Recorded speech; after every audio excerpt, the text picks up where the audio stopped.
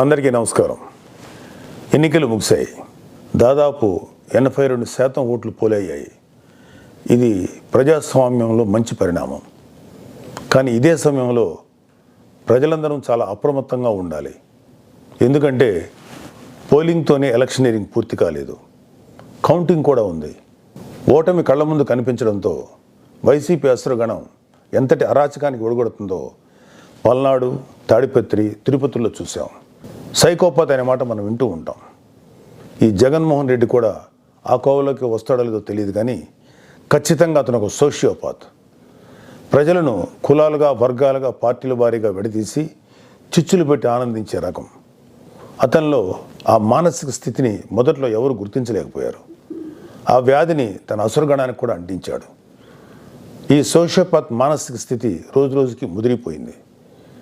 ఓటమి కనిపిస్తుండటంతో వైసీపీ ముఠాలు ఉన్మాదంతో ప్రజల ఇళ్ల మీద పడి అరాచకం సృష్టిస్తున్నాయి. మాచర్ల వైసీపీ ఎమ్మెల్యే సంబంధీకుల ఇళ్లలో పెట్రోల్ బాంబులు దొరికాయంటే ఫలితాలు వచ్చాక వీళ్ళు ఎంత రాక్షసత్వానికి తెగబడబోతున్నారో ప్రజలు గ్రహించాలి. తాడిపత్రిలో పోలీసులు కూడా తమను తాము రక్షించుకునేందుకు అగచాట్లు పడ్డారు. అంటే వైసీపీ ఎంతగా రెచ్చిపోతుందో అర్థం చేసుకోవాలి. వైసీపీకి ఓటు వేయలేదని తెలిసి ఇళ్లలో చొరబడి మహిళలను, పిల్లల్ని అందరినీ చావుగొట్టే పైశాచికత్వాన్ని పెంచింది ఎవరు? ఖచ్చితంగా ఈ జగన్మోహన్ రెడ్డి అనే చెప్పాలి. విశాఖపట్నంలోని కంచరపాలెంలో ఓ కుటుంబం కూటమి అభ్యర్థులకు ఓటు వేసిందని తెలిసి వైసీపీ గుండాలు ఆ ఇంట్లో మహిళలను, చదువుకుంటున్న పిల్లలపై దుర్మార్గంగా దాడి చేసింది. గర్భంతో పుట్టింటికి వచ్చిన మహిళపైన తీవ్రంగా దాడి చేశారు. అంటే వైసీపీ రాక్షసత్వం ఏ స్థాయిలో ఉందో తెలుసుకోండి. ఇలాంటివన్నీ తెలుసుకొని చిక్కటి చిరునవ్వులు చెందించే వ్యక్తిని ఏమనాలి? మహేష్ బాబు స్పైడర్ సినిమాలో విలన్ సూర్య గుర్తొస్తున్నాడు కదూ. ఉత్తరాంధ్ర నుంచి రాయలసీమ వరకు ఎన్నికల అనంతరం హింసను ప్రేరేపించడంలో వైసీపీ ఓటమి కనిపిస్తుంది. రాబోయే ఓటమిని కప్పిపుచ్చుకునేందుకే ఈ దాడులు చేస్తుంది. ఈవీఎంలు భద్రపరిచిన స్ట్రాంగ్ రూమ్స్ దగ్గర కూడా భద్రత పటిష్టంగా ఉంచాలి. అక్కడ సెంట్రల్ గవర్నమెంట్ వారిది 3 ఇంచుల సెక్యూరిటీ ఉంది. అయినా కూడా అక్కడ మన కూటమి పార్టీల ప్రతినిధులు నిరంతరం పహరా ఉండాలి. ముఖ్యంగా మన జన సైనికులకి, వీర మహిళలకి నా అభ్యర్థన ఏంటంటే, ఎక్కడైతే జనసేన పోటీ చేసిన ప్రాంతాల్లోని ఈవీఎంస్ భద్రపరిచిన స్ట్రాంగ్ రూమ్స్ ఉన్నాయో అక్కడ మన జన సైనికులు వాలంటీరింగ్ చేసి కాపులాగా కూర్చోవాలి. ఈ అవకాశాన్ని ముఖ్యంగా మనం వదులుకోవద్దు, వాడుకుందాం. ఈ వైసీపీ దుర్మార్గులను ఏ దేశంలోనూ తేలిగ్గా తీసుకోవద్దు. వాళ్ళు ఏ అరాచకానికైనా, దౌర్జన్యానికైనా తెగబడతారు.